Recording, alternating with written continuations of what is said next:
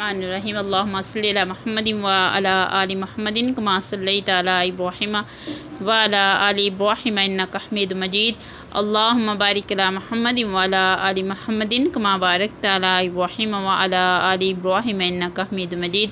रब्बी इश्रह ली सदरी व यस्सिर ली अमरी वहलुल उक़दतम मिन लिसानी यफ़क़हू क़ौली। ज़कात और सूद का तक़ाबल।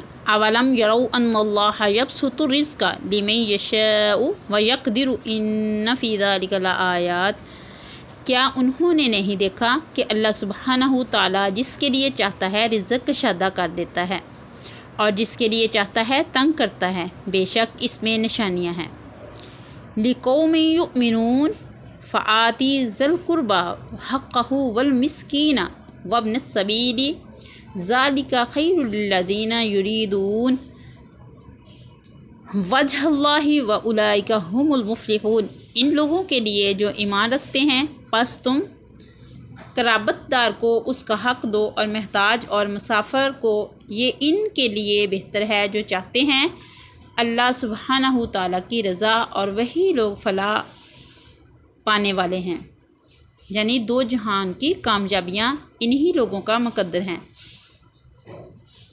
तंगी के मौक़ा पर मायूस होकर अल्लाह सुब्हानहू ताला की नाशुक्री करने की बजाय अव्वल तो ये समझना चाहिए कि वुसअत और तंगी का फ़ैसला अल्लाह सुब्हानहू ताला अपनी हिकमत और मसलहत के तहत फरमाता है, जो ज़रूरी नहीं कि हर एक की ख्वाहिशात के मुताबिक हो या इसकी समझ में भी आ जाए।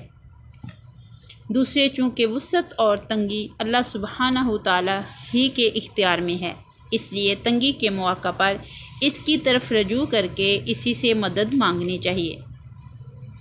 रिज़्क़ तमाम तर अल्लाह सुब्हानहू ताला की अता है, इसलिए जो कुछ इसने अता फ़रमाया है वो इसी के हुक्म और हदायत के मुताबिक ख़र्च होना चाहिए। लिहाजा इसमें गरीबों, मस्कीनों और रिश्तेदारों के हकूक़ अल्लाह सुब्हानहू ताला ने मुकर्रर फ़रमाए हैं, वो उनको देना ज़रूरी है, और देते वक्त ये अंदेशा नहीं होना चाहिए कि इससे माल में कमी आ जाएगी, क्योंकि रिज़्क़ की कशादगी और तंगी अल्लाह सुब्हानहू ताला ही के कब्ज़े में है। वो तुम्हें हकूक़ की अदायगी के बाद महरूम नहीं फरमाएगा, चाचे आज तक नहीं देखा कि हकूक़ अदा करने के नतीजे में कोई मुफलस हो गया है। सूरत रूम की ये आयत मक्का मुकरमा में नाज़िल हुई थी कि ये पहली आयत है जिसमें सूद की मज़म्मत की गई है।